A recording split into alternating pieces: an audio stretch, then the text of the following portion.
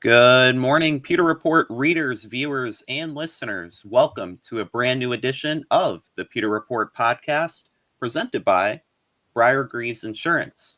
Protecting your assets starts with a company you can count on. Whether it's auto, homeowners, flood, boaters, or business insurance, be sure to look at Briar Greaves Insurance. You can head over to their website at briargreavesinsurance.com or give them a call at 813-876-4166. Again, that's 813-876-4166.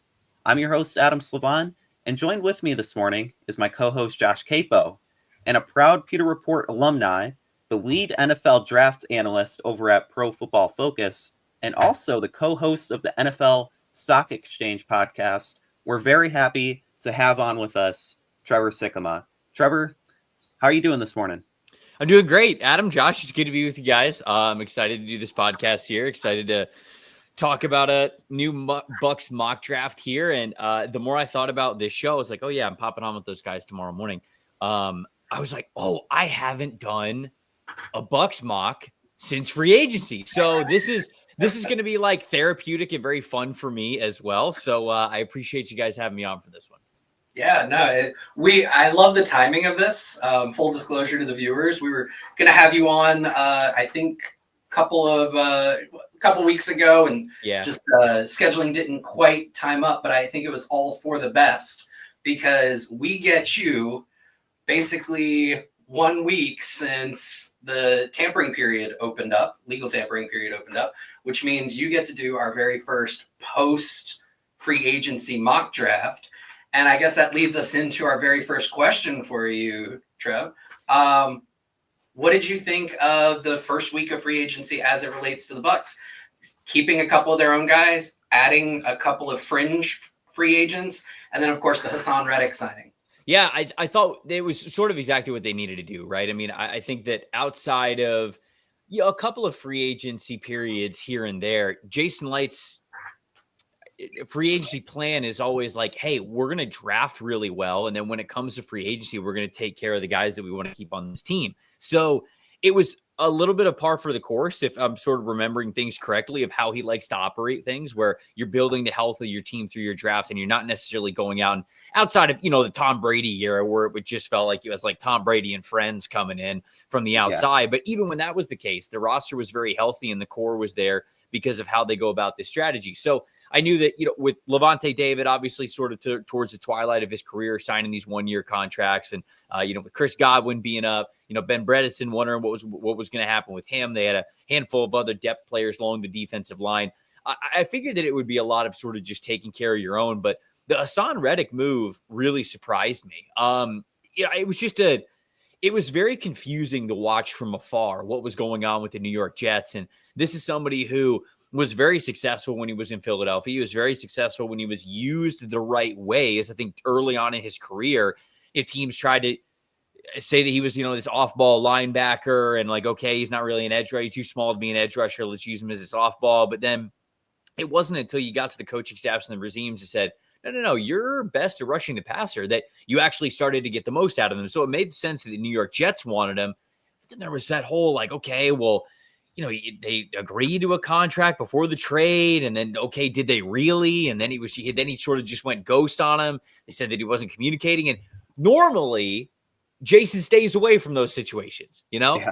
Normally Jason, he doesn't want to deal with the headache. He doesn't want to deal with all of this and that. Like, he wants to, again, go through the character evaluation process of drafting the right guys, the guys that they believe are Buccaneers through and through, that are culture fits. And then they take care of the team like that. And so they're also not a team that I don't think doesn't do their due diligence of players, because I think they've got burned in that aspect before. So when they signed Haason Reddick, I was like, damn, okay, I didn't see that coming, but they must have gotten to the bottom of what happened last year, and they must be pretty okay with it, even though it's just a 1-year deal, to say we need better pass rushers. We need guys who can win one-on-one, and it was almost crazy to hear Todd Bowles say that when we were at the Combine, this guy who's made an entire career off of blitzing the crap out of offensive lines and offensive coordinators. He was like, hey, we need somebody that can kind of win one-on-one so we don't have to do that as much. And I was like, is somebody controlling you, or have you been severed here? Like, is this the real Todd Bowles?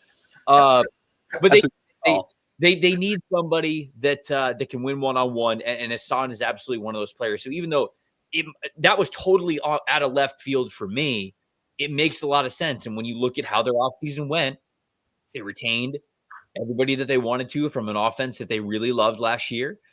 They're hoping that they can supplement some of their changes on the defensive side of things with a good draft. And I think that's where we'll probably lean as we go through this exercise here. So I would give the Bucs, an A- type of a grade. They didn't touch corner, but you can't touch every single position. So it's hard for me to, say that. I bring Chris Godwin back was obviously the most important thing and showcased what kind of an organization this is. So it's hard for me to not, even though they still have a major cornerback need, I think it's hard for me to not give this an A, given realistic expectations of what it could have been for them. Since you brought up corner, and this has been a very hot topic with the fans and just us in the media who covered the team, there was a lot of expectation that Jamel Dean would be cut, right? Mm-hmm. Because of the injury issues. I think a lot of people think that his ball production isn't what it should be because he just doesn't get a lot of interceptions. I will say personally, I've kind of pushed back on that when you include his pass breakups. Snaps snaps per ball production is right around league average. It's not fantastic over the course of his career, but it's right around league average, even if he doesn't get full interceptions very often. But you look at Jamel Dean, the Bucs have him under contract this year and next year for a total of $26.5 million. None of that guaranteed. When you put that into perspective and the level of play that he provides when he's on the field versus some of the contracts that Carlton Davis got, Paulson Adebo got, that DJ Reed's, just the top end guys. Do you feel like the Bucs actually have Dean on a bit of a value contract at this point, just with how the cornerback market has exploded? Do you think that could be why they decided to hold on to him rather than exploring some of these very high-end contracts that other corners have gotten? Yeah, and here's the thing, you do have to pick and choose a little bit, and very clearly they chose the Hassan Reddick, I don't even want to say a risk, just bet. Anytime you're bringing in a guy for free agency, I guess you could call it a bet, right? You could say that with any sort of player acquisition, but they went with the Hassan Reddick bet over going and getting a Paulson Adebo or something like that. And I think that's the right prioritization, right? I mean, when you look at their defensive line, they do not have any one-on-one winners on the edge. None. Now they have one at least. And you're hoping that, Yaya Diaby obviously could be more of a one-on-one winner. 2 years ago, he had a lot of production, but a lot of it was sort of like cleanup stuff, effort stuff. That's not that it's bad, but I'm just not saying that. I'm saying there's a reason why they said they needed more one-on-one winners is because Yaya's got to continue to take that step to be a one-on-one winner a little bit more. Hassan Reddick absolutely is. We've seen that in this league. You're hoping Chris Braswell develops a little bit. I mean, I feel like he is the most forgotten person on the roster, given what he was at Alabama. And so you're hoping if he could take that next step, that would be beneficial for them as well. Marquise Watson is a good depth player who obviously showed flashes last training camp and in the preseason. But getting to the corner thing, you would rather invest more money in the trenches. I think Jason has shown that throughout his tenure as a general manager than you would a corner. And I understand that people are frustrated with Jamel Dean. You're not just going to cut him and then have no replacement. That's terrible team building. So you can't just sit here and say get Jamel Dean off the team. Let's go get the cap and let's go get somebody else. Well, if you're cutting Jamel Dean, like you mentioned, you're not saving that much. It's not like you're saving that much and then going to get the best cornerback that was on the roster or something like that. So keeping Jamel Dean makes sense. And look, I said this when they moved on from Carlton Davis. I understand why they did it at the time with Carlton Davis because his play was very up and down. He had some injury history as well. The last, year and a half, wasn't what it needed to be for them as their CB1. But the fact of the matter is that Carlton Davis had the ceiling of a CB1 type of corner. I've never really thought Jamel Dean did. Even in those most efficient years that he was there, yes, I totally agree with you. I think his ball production gets underrated because he doesn't have a lot of interceptions. He doesn't have a lot of forced fumbles. He doesn't have a lot of sacks. He doesn't have any sacks, I don't think. But he does get his hand up and disrupt the catch point and things like that because of how athletic he is and how long he is.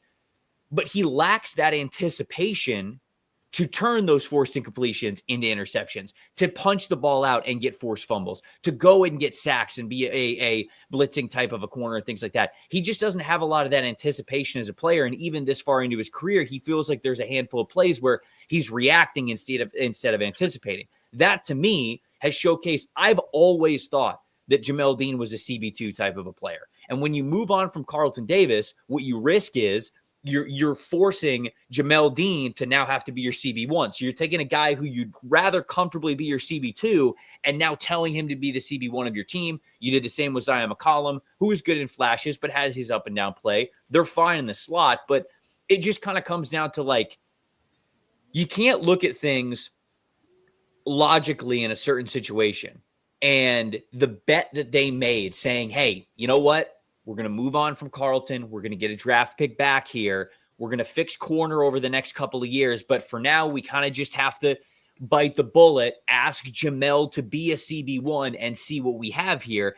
You can't accept that that was reality and then also, like, be mad when it happens. You know, like that. Yeah. This is kind of exactly what it's always been in this situation. So I understand that the team really wants to hit corner. I understand that there are some fans that are going to be upset if they get to 19 and they don't draft a corner. But the fact of the matter is, they do have some other needs still on this team. I think they went about free agency in a way where it allows them to draft best player available and navigate, maybe move up and down a little bit, however they want for the right player. Perhaps it is a cornerback, but that's sort of how I'm looking at this. It is, you can't cut Jamel Dean. You can't just straight up get rid of him when you don't have a contingency plan. And right now, there's not a guarantee that Travis Hunter, certainly as a corner, Will Johnson from Michigan, or Jahdae Barron, who I think are the three top corners in this class, there's no guarantee any of the three get to you at number 19. So you can't sit here and go, well, we're going to cut Jamel because we're going to get one of those guys. You don't know that. So you can't just cut him and have no plan in reserve for somebody to be able to step in. So, and we saw how thin the depth was last year and how you do not want that to happen. So that's sort of my thoughts on Jamel Dean. I think that they're handling corner the way that they need to, given the world that we realistically live in. And to your point, Trevor, you mentioned Carlton Davis. When he was traded, they had Zion McCollum to step in and kind of take his spot, and he did really well last season. Now the Bucs, like you mentioned, the depth last year, they don't have a guy that can step in. So that's part of the logic in keeping Jamel Dean is you have McCollum, Dean, and then if you draft a corner or two, the room is potentially deeper this year. You can push Jamel Dean if he's injured or not playing as good to maybe that cornerback 3 role, and then kind of move on next season. Yeah, no, I agree. That's the timeline. You can't fix everything right at once. You just can't. And so I would say the true expertise, wisdom of a great general manager is understanding that you kind of have to pick your battles some years. You have to be able to truly It's always easy when you're, the roster's a blank canvas and you're the New England Patriots and you got a bunch of picks and you have over $100 million in cap space, because then every signing makes you look like you're a genius, right? And even then, you got Patriots fans who are like, who's wide receiver 1 on this team? What do we do? After all the great talent acquisition that I felt like they had in free agency week, you still got fans throwing their hands in the air and being like, what are we doing at receiver? So you always have to prioritize what you're going to do. And I think given the timeline and the contracts that they have and where the roster is, they prioritize things correctly. So I like the way that they went about this free agency period. So speaking of great GMs, we have a super chat here from Henry. We'll touch on it a little bit because it's Eagles related, not Bucs related. But Howie Roseman, GM of the Eagles, has lost a lot of talent on the defensive side and has received a few comp picks. Do you see him trading up in round 1? I don't know if he's going to. I mean, he certainly could, right? I mean, I think that Howie navigates things very well. You talk about some of the best general managers in the NFL. You can't have a top 3 GM list and not say Howie Roseman, right? Just because of how they built the Eagles and how talented that team was. And you saw that in the Super Bowl. Well, I would also tell you that you can't have a top 3 without Jason Licht. So I would tell you got one spot. You can figure it out, whoever you want to be in that spot after that. But those are 2 that I think are locks, in my opinion. So I think that the Eagles could trade up in round 1. They're definitely playing the comp pick formula this year, though, which, again, I think is a viable strategy where they're losing Milton Williams, they're losing Josh Sweat, but they're not really signing anybody to a big contract to offset that. So they should be getting at least a 3rd and a 4th round pick next year and a comp pick, maybe even 2 third-round picks, given the contracts that those guys we're able to get elsewhere. I mean, Josh is probably the better guy to ask when it comes to like comp pick formula and things like that when it comes to the salary cap. But I mean, Howie could definitely trade up in round one. I think they're in a situation where they're certainly in a winning window coming off of a Super Bowl. And so anytime that's the case, you want to be able to get aggressive. And I think that speaks for anybody, not just the Eagles, but when you think you are in a winning window and you don't have that many holes on your roster, it gives you that freedom to be able to trade up and say, no, okay, this is the class that we needed at the time, moving up to go get this one player that can make a difference. With that, you guys ready to get into the mock draft? Let's do it. Trevor, do you have a recommendation for which simulator we should use? Yeah, I wonder which one. Yeah, the only one that exists, brother. PFF.com/mock. Adam, you got it? Yep, we're going to fire it up, as Trevor says, in all its glory. Let's see here. There we go. Let's go. All right, do we want to do a full 7-round mock draft? Let's do it. We want to... All right. Let's do it. He's all in. He's all in. He said, let's do it. He's all in. Okay. Ideas on trading up, trading down? The Bucs only have 6 picks in this draft, Trevor. Do they really? They gave up their 6th rounder to Detroit as part of the Carlton Davis trade. I guess I did not realize that. So we're probably not trading up. No, I don't think so. What do you guys think? Do you think there's a spot that you would want to trade up? Not trading up. I see trading down as being kind of an avenue. I think that's more likely. Yeah. Yeah. We're going to find a trade part. Well, let's go ahead and simulate 219 and see if anybody's offering a trade. Yeah. In this draft class, so much better. Oh, yeah. Dude, who's doing the rankings over there, man? Yeah, I tell you. They're screwing us over. Oh, he is so high on my board. Like, I am unreasonably high on this man. I love Ezraku. Obviously, I mean, I'm kidding myself here. He's ranked 16th on my board.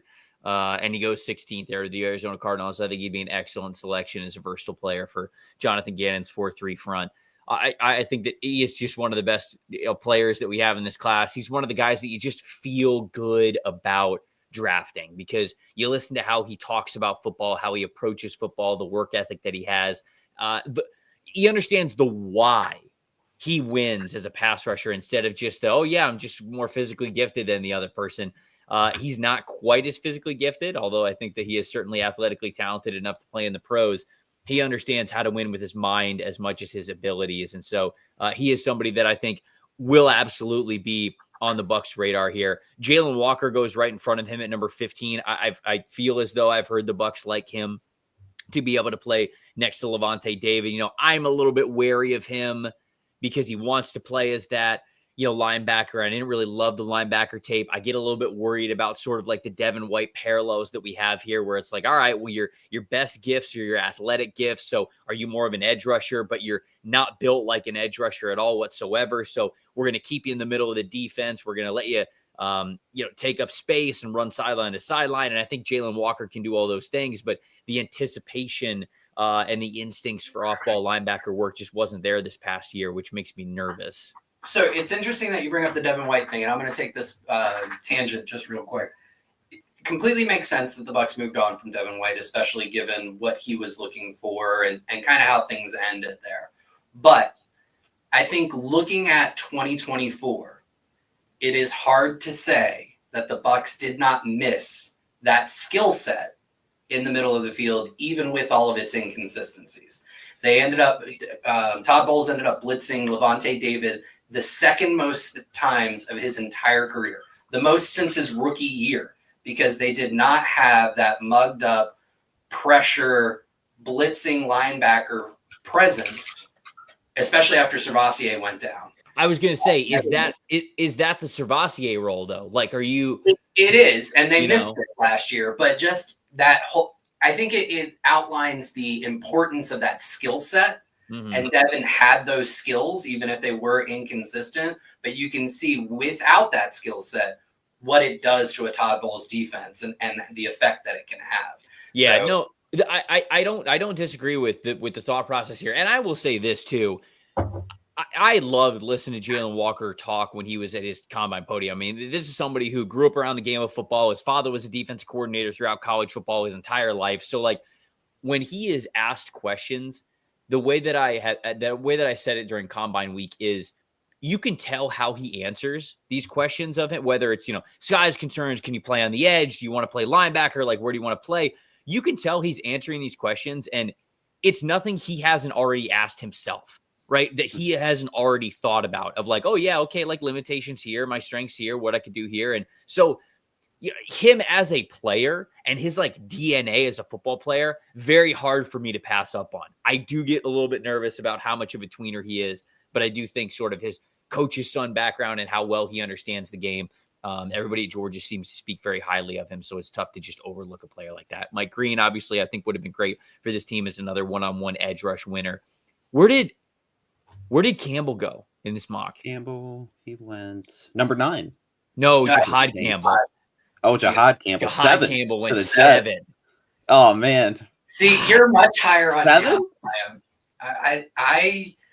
I know that this is unpopular, but I almost see Jihad the same way a lot of other people see Jalen Walker, that I actually think that he would be better as an edge rusher than as an off-baller.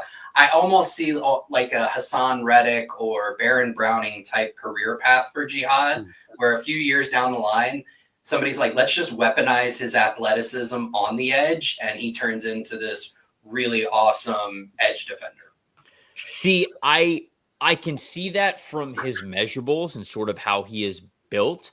I do think he lacks a little bit of flexibility to be considered a full-time edge, and he's a little high cut, so the waist's a little bit higher on him, so it's just harder for him to get his butt down and like play with a lot of leverage, so I don't know if he can be a full-time edge rusher, but that's very interesting that we sort of have these like parallels of Campbell. I like Campbell a lot. I think he's a hell of a football player. I think if trading up for him, I would push back on. Drafting him at 19, I would be okay with, but man, what an interesting draft that we have here. Trevor, your last podcast that you did with Connor, you kind of went over how like some free agency moves impact the NFL draft. As it relates to the Bucs, though, like re-signing Chris, Ben Bredesen, bringing in Hassan, re-signing Levante for another year, how would you kind of characterize the Bucs' needs in terms of like what should be the priority here? Should it be adding another defensive back? Should it be getting that inside linebacker? You see the most successful teams in the NFL have so much success with these two-line fronts where whoever they put in is a talented player. Yeah. What do you think? I don't think that what they did in free agency changes their needs. I just think that it changed the desperation level and evened things out, right? Because before free agency, I would have told you you're basically pigeonholed into drafting an edge rusher, right? I mean, like whoever the best edge rusher is on the board, you're basically going to draft them at 19 because you have no winners there. Now you have Hassan Reddick, so you feel okay about it. Linebacker, you did bring back Levante David. Savasi Dennis is supposed to come back, and he's supposed to man one of those other linebacker spots. So you feel okay there. You didn't cut Jamel Dean, and so he's still on the team. And so in theory, that fully healthy cornerback room is still there. So you feel okay about it. You would like to upgrade all of those areas still, but I think it's much more even. Whereas I would have told you like edge rusher was way up here, then probably linebacker, then corner. I mean, basically to this point, I've almost never even considered cornerback for the Buccaneers at number 19 because whether it was Jahdae Barron, who's on the board here for us in this scenario, Will Johnson, what obviously Travis Hunter's not making it to 19, but like one of those guys, I'd say to myself, like, yeah, but nobody can get after the passer. And they were such a liability at linebacker last year. So it was almost very hard for me to do that. Now we sort of have a scenario where this is, I don't want to call it like worst case scenario for them, but Donovan Izaraku and Mike Green are off the board for edge considerations. Jalen Walker and Jahad Campbell are off the board for off-ball linebacker considerations. So that naturally probably makes somebody available. We now see here it's Jahdae Barron. So let's talk a little bit about Barron. Because okay, sure. Do you see, I'm going to ask this very specific, do you see him as potentially a slot or safety and the value being there? Because as an outside corner, he doesn't check any of the boxes in terms of what the Bucs look for. He's sub 6 foot. his arm length is less than 30 inches. Yep. And the prototypical Todd Bowles outside corner, that's like 2 giant red flags. Now, but Bowles did talk about moving Tyke Smith to safety, which would mean that the slot, which he played at West Virginia. So, right. I mean, he could do that. Yeah. So would you see Jade potentially being an option for them as a slot?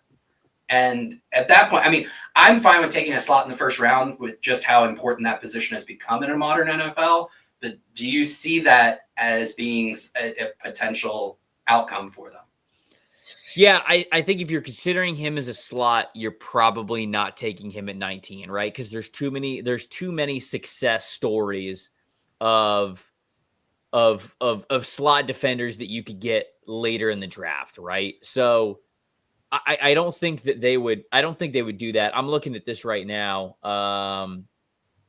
Just the reps that the Bucs ran in press last year, because Barron played 541 snaps on the outside, and he only played 63 in press. And I don't love him in press. I think he's a zone coverage, off coverage type of a corner, anyways. And if you want to play more like cover 3 and quarters, like we haven't seen Todd Bowles do, because you want to play. A lot of times you want to play zone on the back end so you can blitz a little bit more up front, so you're not as aggressive and you're not getting burned nearly as bad.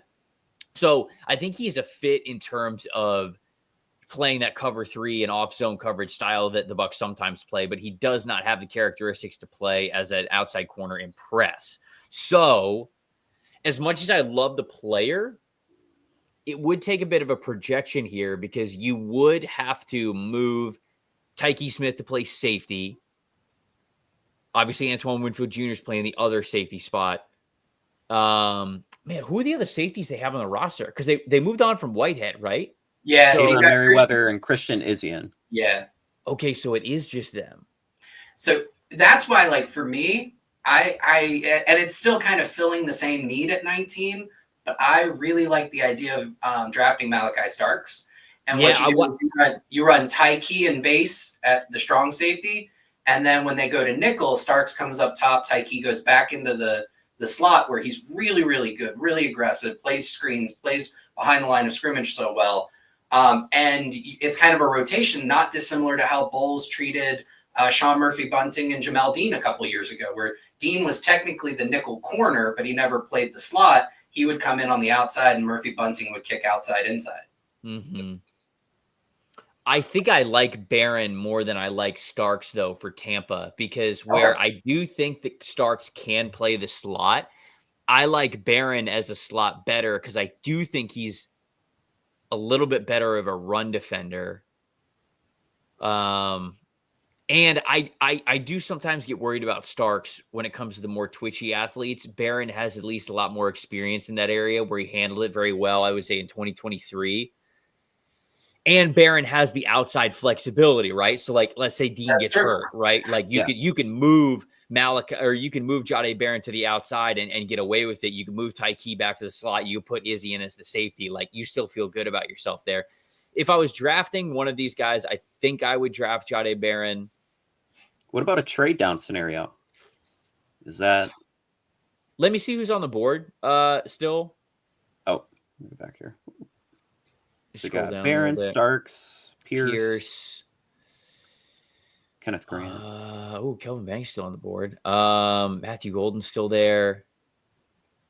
Gray Zabel.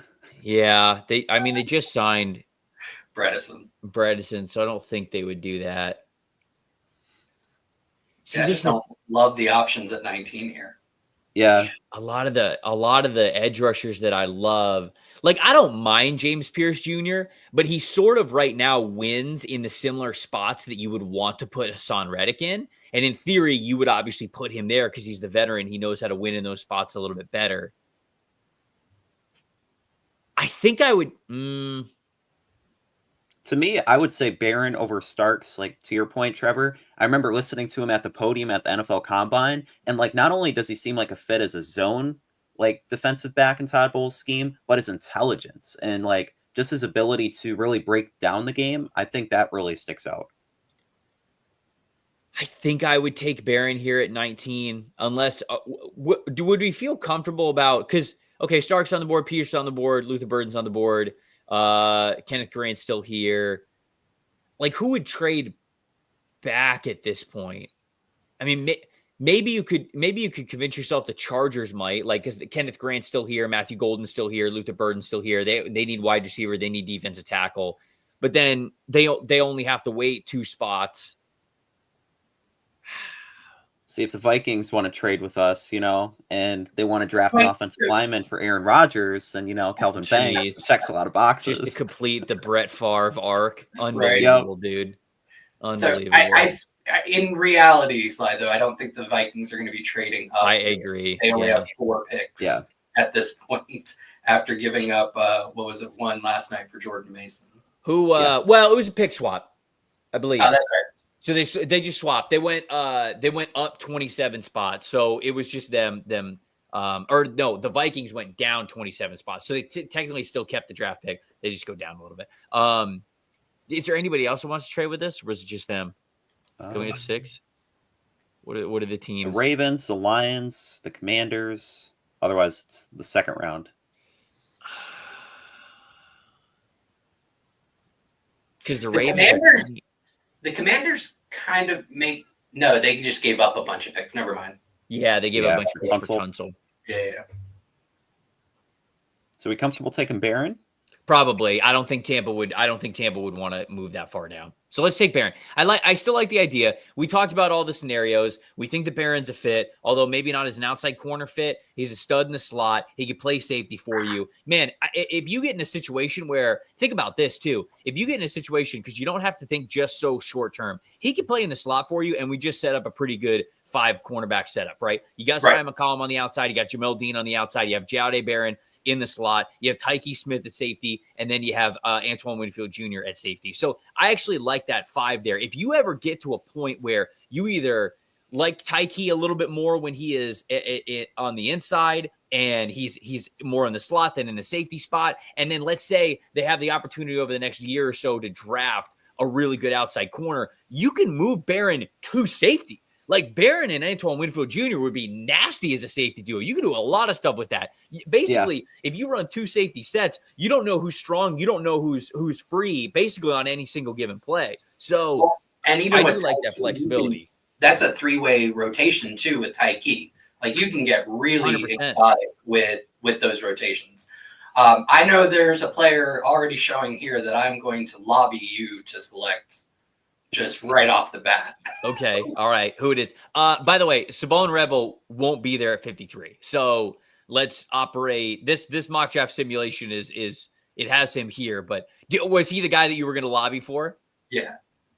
I mean, look, if they have the chance to pick him at 53, it's a no-brainer. I don't think he's going to be available there. Well, all right. If he's not, the other one who's basically very similar to him in almost every way should still be there. And there he is. Who, Darian Porter? Darian Porter. I mean, that's a very Zion-like. No, he's a clone. He's Yeah. And I know it's limited tape, but I love those press man reps. Like there's still development there. Plus with Porter, you get this amazing special teams player right off the bat. Like he's going to immediately contribute on 4th down. You could probably get him on the field for certain 3rd downs and packages. I'm unreasonably high on Darian Porter.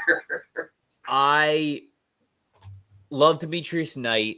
I don't know if they're going to take him in the 2nd round, given the age and the late age breakout. But I think he is an awesome football player. If he was available there in the 3rd, I think they consider it. I also love Braden Swinson, the edge rusher from LSU. I think you talk about guys who can win one-on-one. Look at that, 22.1% pass rush win percentage. I mean, this dude wins with his hands. He wins with some nice bend. He wins with a good speed to power. This is their outside linebacker type of edge rusher. And if you told me that the Bucs get to go into next year with Hassan Reddick, Brady Swinson, Yaya Diaby, year 2 Chris Braswell, like you've got to feel pretty good about that edge rush lineup. So I like Swinson as well. Right now I would be deciding between Braden Swinson and Darian Porter. Can I see the cornerback list? Yeah.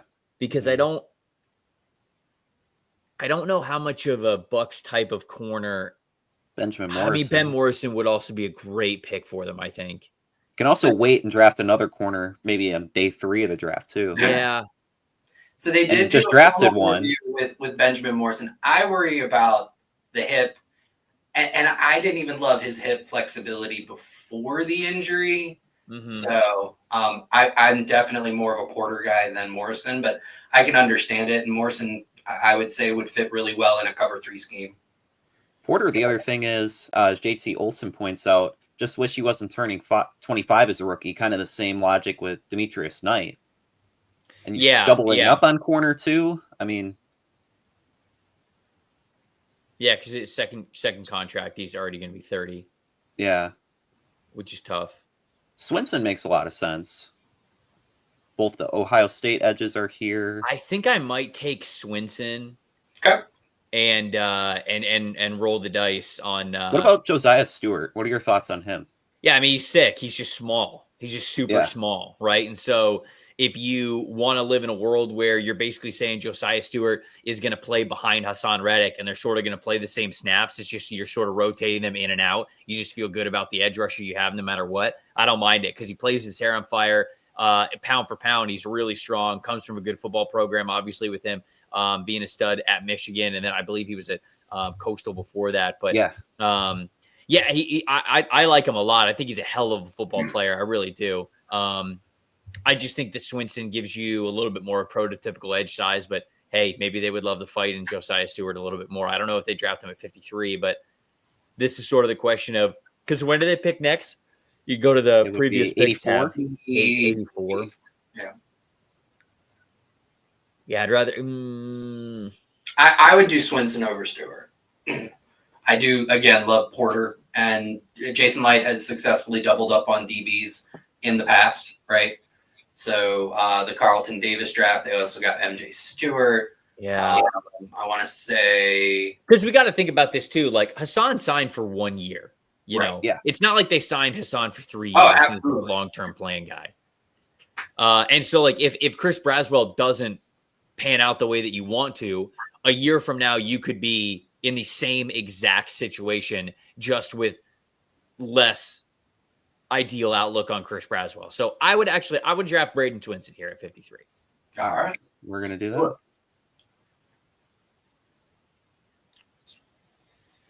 Already in the third round here. Where did Bossa go? Oh, Chris Paul went 77. Man, I would have loved Chris Paul here. Oh, Bossa is here. Boss is still there. Not bad. I love it. I get really love Tate Ratledge. What? I also really love Tate Ratledge. He's just going here. Like kind of depends what they want to do though. Like I like Tate Ratledge as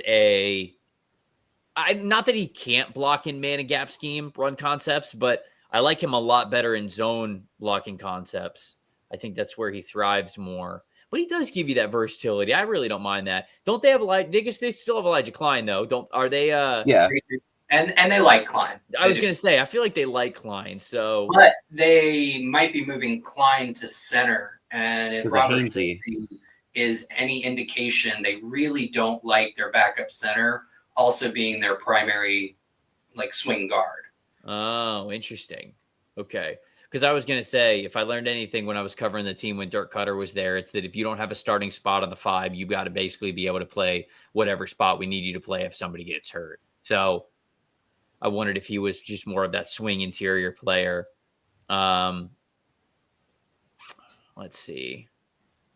I don't mind. Probably address the offensive line at some point, but could still add another linebacker. Yeah. I do like Bossa. I mean, I'm a big fan of Bossa's. You know, I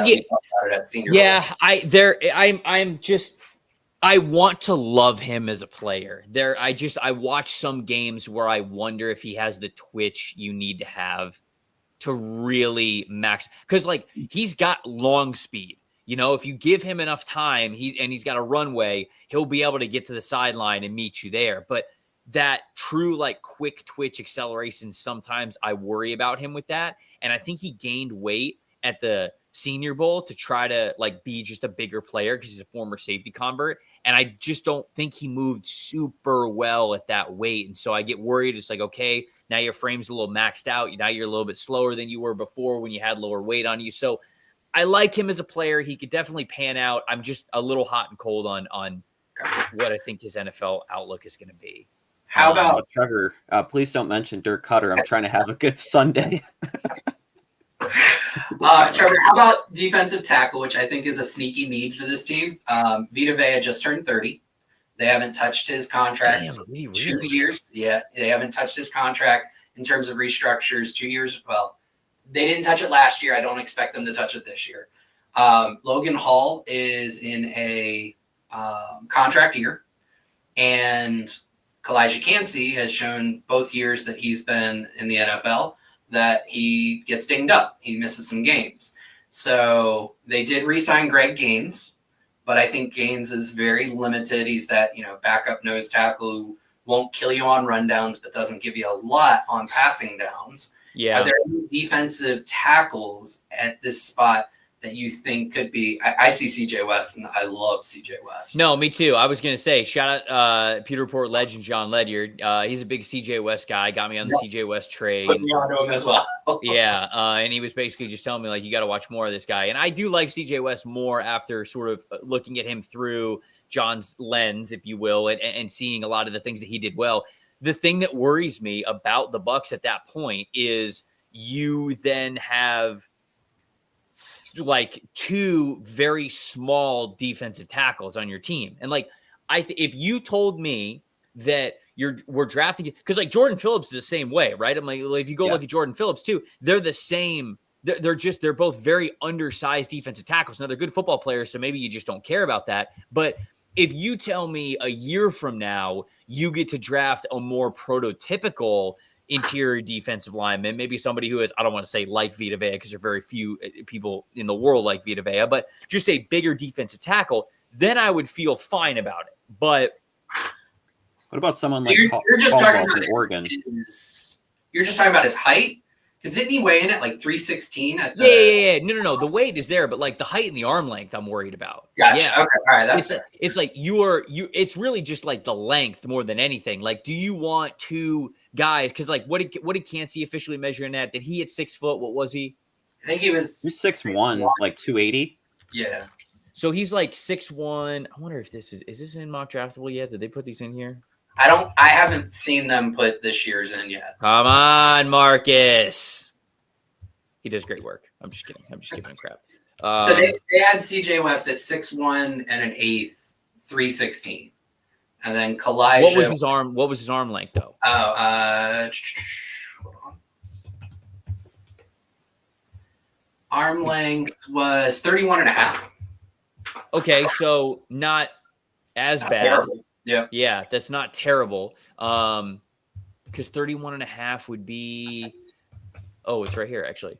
31 and a half is, nope, that's 6th percentile. So you would have a 1st percentile arm length player in Kalijah Cansey and then a 6th percentile arm length player in CJ West. Again, good football players. I like them. Sometimes you don't want to just overthink of it because of the numbers and the measurables that are sitting on a spreadsheet, but also I that's sort of like where I'm at, where it's like, if you told me a year from now they were drafting a Walter Nolan sized player, like somebody who is like that along the defensive line, then I go, okay, love this. Got somebody to play behind Vita Vea, got somebody to play behind Kalijah Cansey. You feel good about the rotation that they have.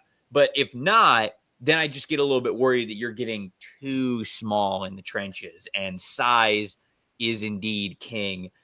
The reason why you take a chance on a player like Kalijah Cansey is because you already felt good about the size that you had around the room, right? That's right. So that was a long conversation, a way to say, like, I like CJ West. I would think about him here. Josh, you mentioned Vita turning 30. There's a couple comments pointing out Caldwell and his size. I wouldn't take Caldwell here. Okay. I would take him if he's there in the 4th. Round. I would take him. Can we just go to see like best available? Maybe we just need to go PPA here. And Caldwell doesn't really solve many of the things you just mentioned, because he's 6'2" himself and his arm length is 32 inches. So, well, at least it's a little better. You're okay with that. Like, you can stomach that. You know what I'm saying? Can we scroll down a little bit? Because I don't think they'd take these guys. Maybe we do go Tate Ratledge. Tate Ratledge, Charles Grant, Anthony Belton. Those are the three that I'm looking at here. I don't think Jared Wilson's going to be there. So I think Tate Ratledge could be. Dude, he's such an underrated player, man. Scott and I had him in our mock draft 1.0. We both really, really enjoyed him. Yeah. He meets a lot of the size that the Bucs look for on the interior. And I just loved his pass pro. And he's great in pass pro. Yeah. My only thing here is that if we go best player available with Ratledge, still didn't address linebacker. Are we grasping at straws with linebacker? I think we're okay to wait for linebacker because again, like if I was to draft the linebacker that is left, I would draft Bassa, but I have again talked about my concerns. So at this point, I'd rather almost just wait a little bit and see if we could get like Jack Kaiser, who I think actually gives them that speed that they were missing, or Barrett Carter, who could do the same thing as a blitzing smaller linebacker. So I think I'd almost rather just go Ratledge unless you like Milam more as a player, because I think he is more of a guard anyways, and he could be a guard tackle hybrid type of a player. All right. Well, we'll go with Tate Ratledge. It sounds good. Yeah, it works for me. Let's go with Tate Ratledge. Jason Light gets his fix too.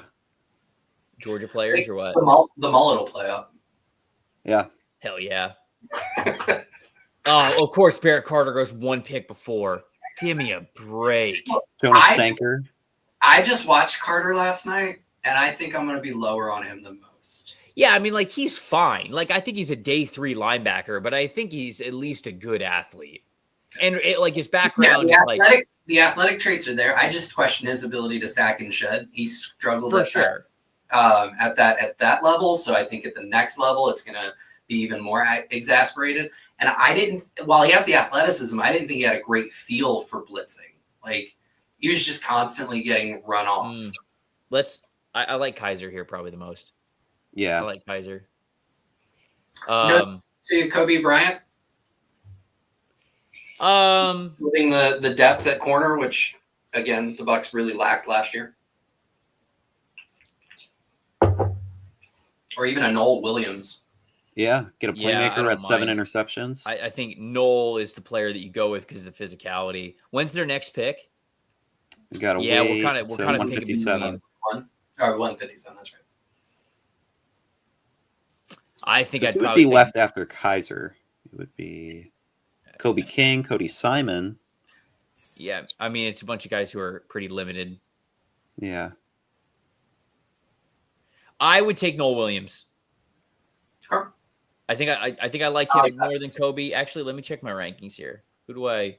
Well, aren't we looking at your rankings here? No, it's a good point. It's a good point, actually. That's a great point. Hold on. Let me check because I can't remember exactly what my assessment was of Kobe because he plays obviously like a man coverage, press coverage type of player. But there were a couple of players that I ended up watching that I was like, I actually like you on the other side. And let's see, I do have Kobe as a zone defender and not a man defender. Because I think what's good about Kobe is his run defense. Like his physicality, like watching him for the Jayhawks, he's also a physical guy. Man, he does play zone and press. This makes a lot of sense for them. And I think let's do Kobe. Let's get him on the team. All right, I like it. Who wears 24 right now? Funderburg. They're gonna have to do a jersey swap. Not anymore, brother. Swap. Not anymore. You're just gonna disrespect App State while I'm wearing the hat.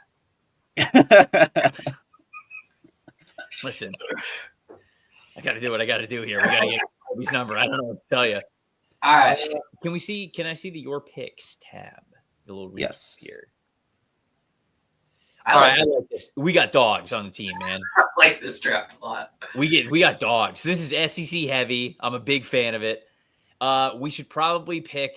Plus, you're pissing off Scott with a Kansas alum. Good. True. Good. So So I have a linebacker here late, and I think we could probably get him in the 7th. But I just want to talk to you a little bit about him and see if you've gotten a chance to look at him. Teddy Buchanan? He did light up the combine. I've been a huge fan of his tape. So just any thoughts on Teddy Buchanan? Yeah, so I think he's a decent player. Like, I feel like I gave him like a 5th round-ish grade. And so, like, if you can get him somewhere in the middle of day 3, I like it. I believe he's also a guy. Was he a former safety, if I'm remembering that correctly? Or maybe it's just the last name that's triggering that memory to me with Dion Buchanan. But he's extremely fast either way. Like, he plays like somebody who can play with his hair on fire. He made one of my favorite plays of anybody at the Shrine Bowl, actually, when they were in practices, and he had a Tampa drop where he was the Mike linebacker and he had to carry a deep crosser. And you could see the hips flip, and then he just absolutely took off and got his hands up. He didn't get his head around for the interception, but he was able to disrupt the catch point. And it's like, that's that kind of athleticism that I like. So this would be great. I think this would be a great pick for them. They don't have a 6th round pick, right? So we pick here, and then it's not until the 7th. Yeah, that's correct.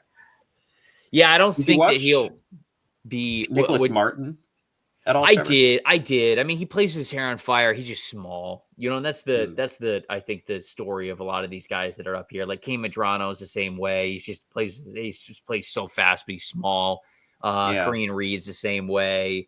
I like Jay Higgins. Obviously he's super slow.